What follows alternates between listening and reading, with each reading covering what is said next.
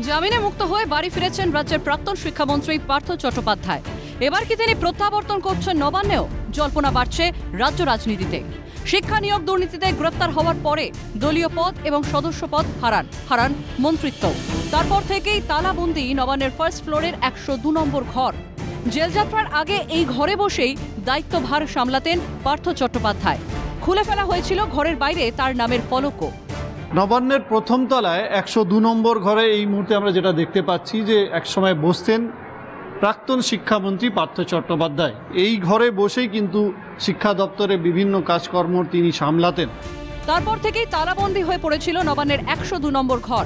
3.5 বছর পর পার্থ চট্টোপাধ্যায় মুক্ত হলেও ঘর এখনো তালাবন্ধ। এই অবস্থায় নবান্নের 102 নম্বর ঘরের তালা কি ফের খুলবে? জল্পনা ও গুঞ্জন একই সঙ্গে বাড়ছে রাজ্যের সচিবালয়ের অন্দরে। এই মুহূর্তে এই ঘরটা দীর্ঘদিন ধরে বন্ধ রয়েছে, অন্ধকারময় রয়েছে, কিন্তু তার ফেরার পথে কিন্তু জল্পনা শুরু হয়েছে বিভিন্ন রাজনৈতিক মহলে। তাহলে কি আবার তিনি সক্রিয় রাজনীতিতে ফিরবেন? এটি এখন একটা বড় প্রশ্ন। ক্যামেরা গোপাল সেনের সঙ্গে খালিদ জামাল, ক্যালকাটা নিউজ, কলকাতা।